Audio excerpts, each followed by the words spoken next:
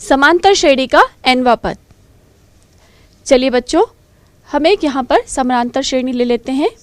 3, 5, 7, 9, 11 और इसी प्रकार आगे।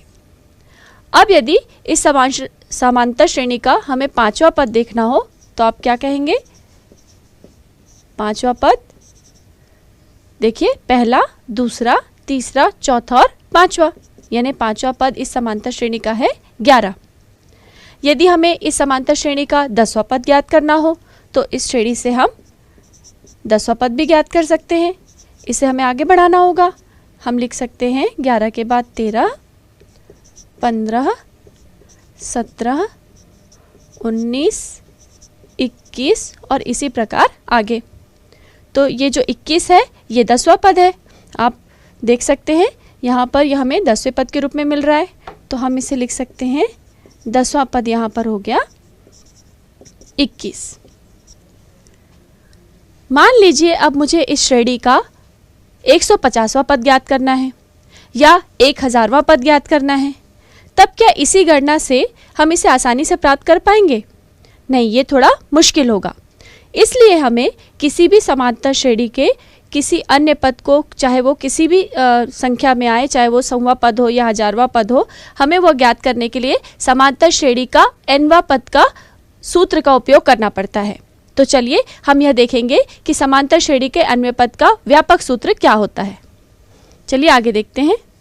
तो चलिए हम समांतर श्रेणी के nवें पद के लिए कोई एक समांतर श्रेणी यहाँ पर ले लेते हैं। समांतर श्रेणी A1, A2, A3, A4 और इसी प्रकार मान लीजिए कहीं पर यहाँ कोई nवां पद हो और इसी प्रकार आगे। इस समांतर श्रेणी का यदि प्रथम पद जो है वो मैं A मान लूं और सार्वांतर हम ले लें D। इस स्थिति में इस समांतर श्रेणी का, क्योंकि प्रथम पद हमने A लिया है, यानी A1 का मान कितना हुआ? A। A2 का मान हमें कैसे मिलेगा?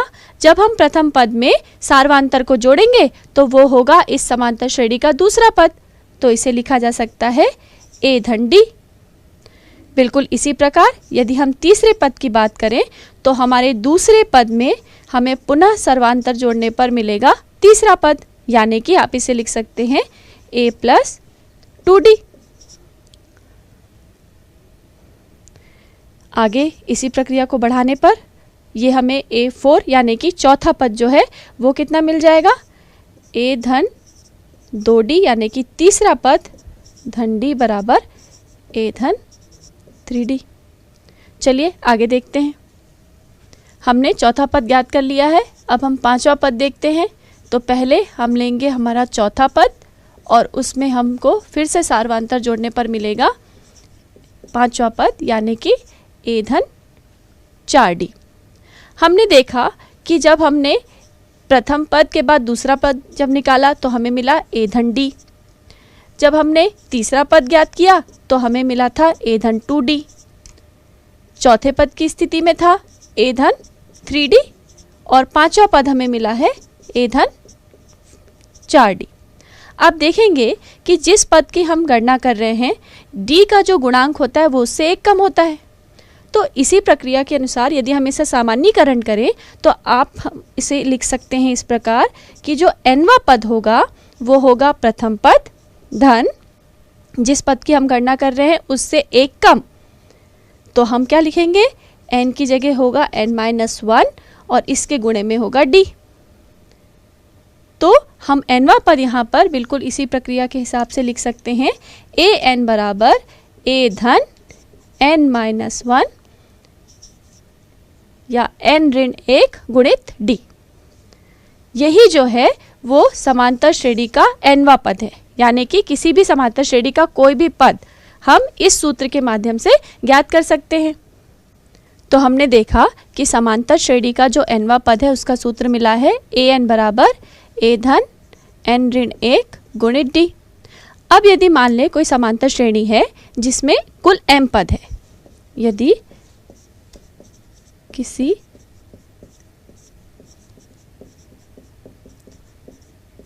समांतर श्रेणी में m पद हैं,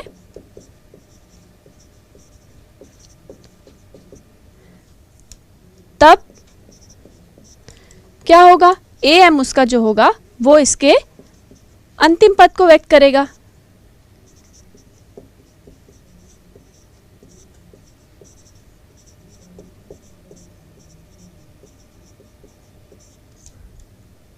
करता है अंतिम पद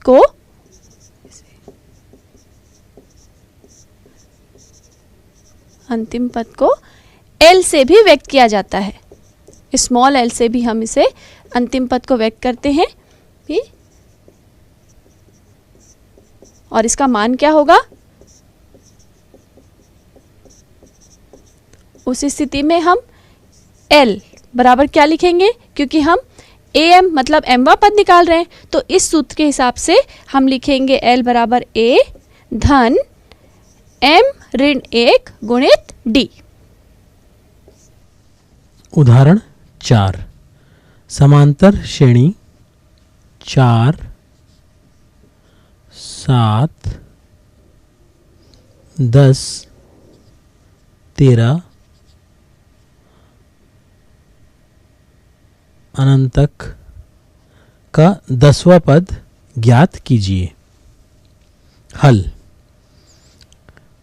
यहाँ समांतर श्रेणी में a जिसे हम पहला पद मानते हैं जो कि 4 है, पहला पद 4 है तो a का मान 4 हो गया। उसी तरह से सर्वांतर जो है d जो है, सर्वांतर d का जो मान होगा वह है, द्वितीय पद 7 है, उसको हम प्रथम पद 4 से घटाएंगे तो हमें सर्वांतर जो है प्राप्त होगा 3। तो हमने सर्वांतर जो है d बराबर 3 ज्ञात किया दूसरे पद में से पहले पद को घटा के। और हमें 10वां पद ज्ञात करना है, तो n का मान जो है यहाँ पे 10 लेंगे। चूंकि हम जानते हैं कि nवां पद जो होता है उसके लिए हम सूत्र जानते हैं, an बराबर a धन कोष्टक में n ऋण 1 कोष्टक बंद d। ये हमें सूत्र nवें पद का सूत्र है यहाँ पे। तो इसीलिए 10वां पद निकालने के लिए हम a10 लिखेंगे। 10वां पद निकालने के लिए हम यह सूत्र का प्रयोग करेंगे, a प्लस n ऋण 1 d बराबर,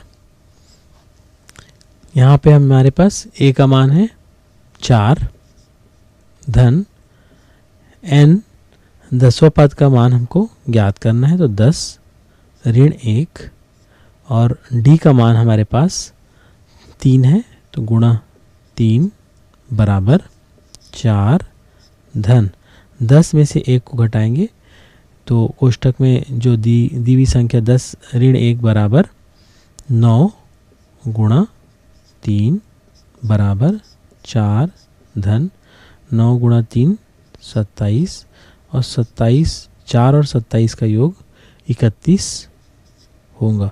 इस तरह से हमने ज्ञात किया कि दी गई समांतर श्रेणी का 10वां जो पद है वो a10 बराबर 10वां पद 31 है। यह इस उदाहरण का हल है।